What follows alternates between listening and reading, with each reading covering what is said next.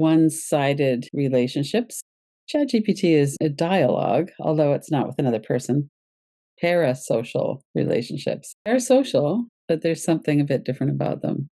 One of the concerns about ChatGPT is how much bandwidth, how much energy it takes, partly because of all the people that are using it. I've changed my search engine back to Google, and I've changed to using Perplexity more. It takes much less energy. I'm saving ChatGPT for the things that I can't do with Google and Perplexity. This inquiry that we're doing today isn't really focused on the environmental aspects or what could happen in society as we get into more AI. It's just more on the social trust theme. Quite a few people said, I really do rely on ChatGPT for friendship, for coming into connection. It feels very personal, very connected. And some of the qualities that ChatGPT has, it's always regulated. It's never tired or cranky or in a fight response or any of that. It's very predictable. That's one of the things that's very attractive about it. And also, of course, it's not a real person. I really am looking at the trauma aspect of it.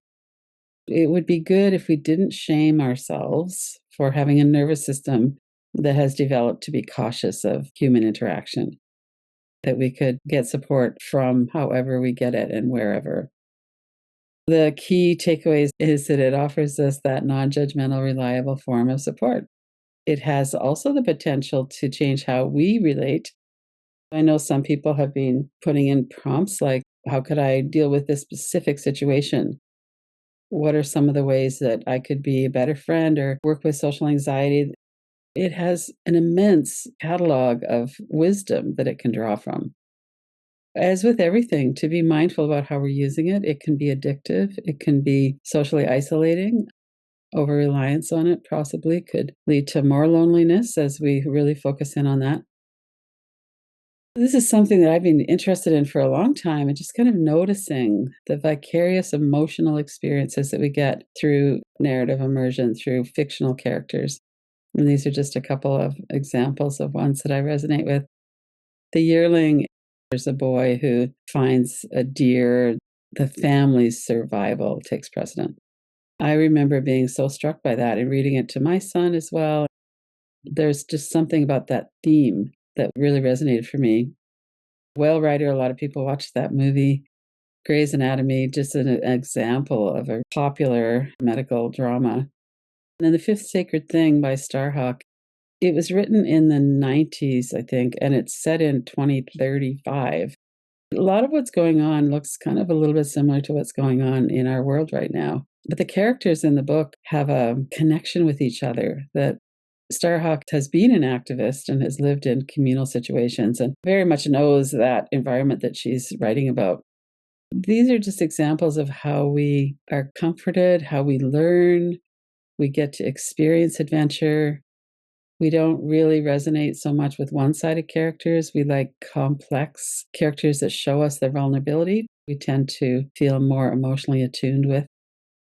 It's not a real relationship. It's one-sided for sure.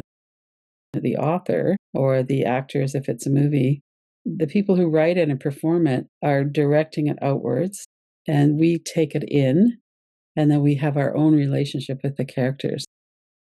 So we can form these powerful bonds. Sometimes I'll go back to movies or books that I've had some kind of emotional resonance with, especially if I'm feeling a little down or tired or something. And reading them or watching that really lifts me up. But it also gives us an opportunity to learn more about the world that we wouldn't get otherwise. And some people literally never read books. Some people don't enjoy that narrative immersion the way that some of us do. Some of the questions I wanted to settle into here. If you did spend time with ChatGPT or other forms of AI, sit back and notice, what was that like? What was your experience with interacting?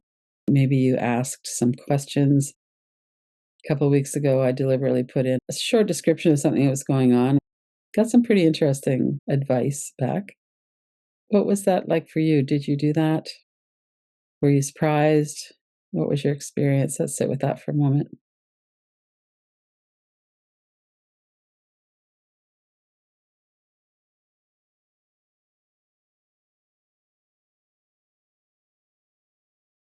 And what is the role of AI like ChatGPT in your emotional life? Or what are you interested in? I'm seeing that some people are really enjoying it or really deepening into that. That is something I'd like to look into. Or, gosh, no, that just leaves me cold. I'm not interested at all. Notice your gut instinct around that. And if you're averse to that, is it because it feels shallow? Or do you feel maybe a little bit vulnerable about becoming over reliant? It's quite something to be around a friend, so to speak, who really just is always regulated. They're always kind, they're always validating. Obviously, that's not something that we can duplicate with people. It's not how people work. So, what is your sense of that? Do you feel yourself being drawn to that?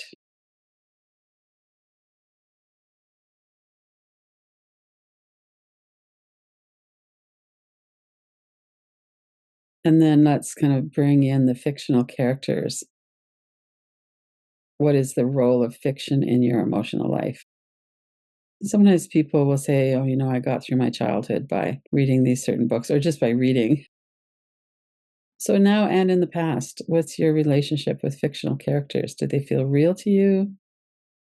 Have they inspired you? Do you feel connected? And maybe bring to mind a few of your favorites and then get specific as you're looking into those questions about inspiration, connection, comfort.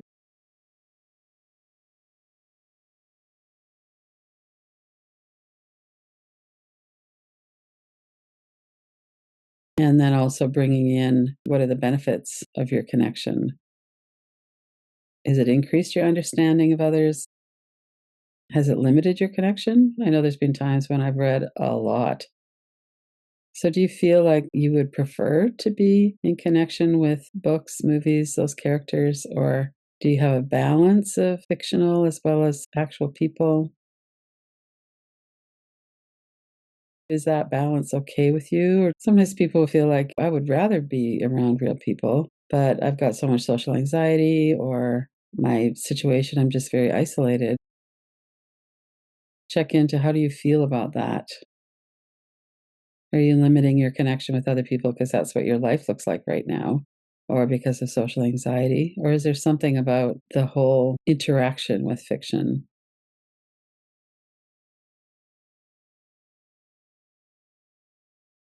And if you do both, what are the common elements and what are the differences?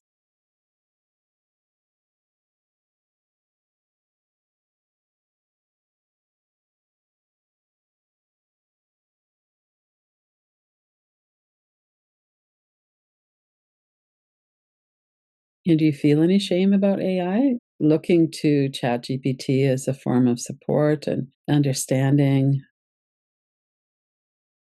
Do you feel any shame about that? Or is anyone shaming you about that? It seems to be one of these things that people have a lot of fear around. And also, I've noticed there's been some shaming as well. It's better to interact with real people than to interact with an AI. I don't know about better or worse. It's certainly different. There's some ups and downs for both.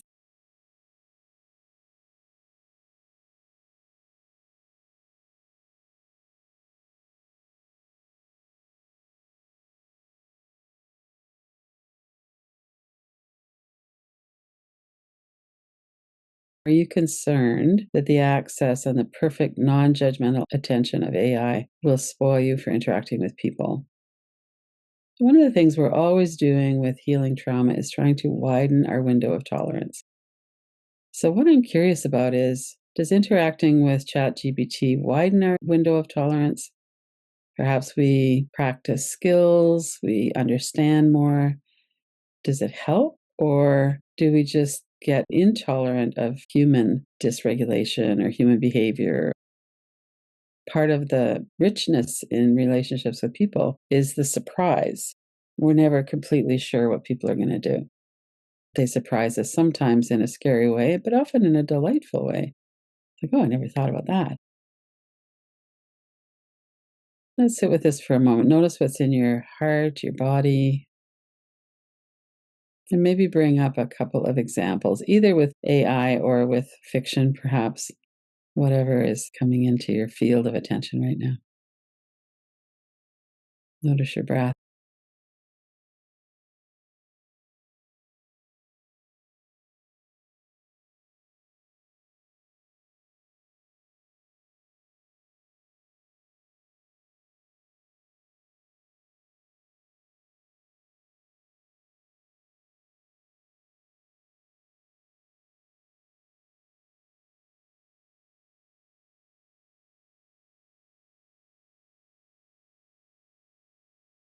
One of the questions basically is, will this help us to feel less alone, more connected, more nourished in relationship?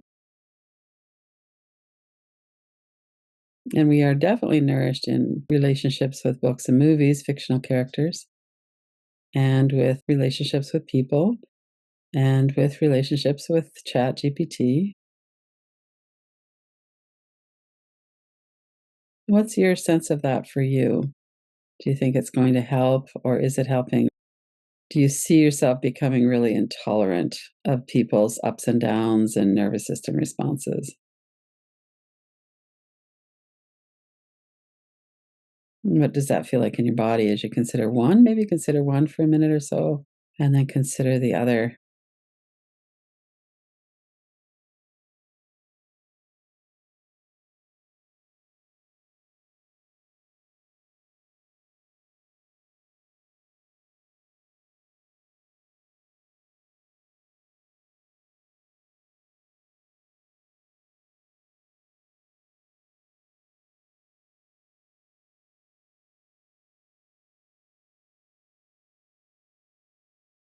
Look at all of the questions, consider what's been coming and going over the last little while as you've been exposed to this. Some people are already using it pretty extensively. Maybe some people are newer to it or not using it at all.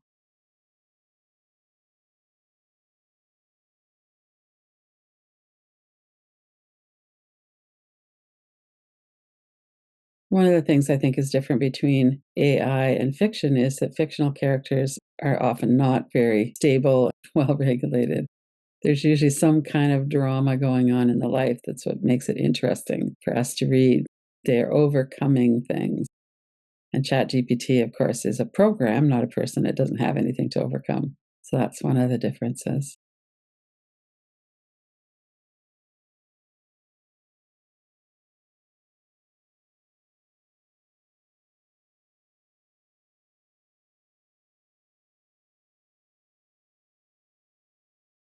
Keeping it on the really personal level, not what's going to happen in society if people get more and more involved with artificial intelligence. More just what's your situation now in the last little while and going forward? How do you feel about that now?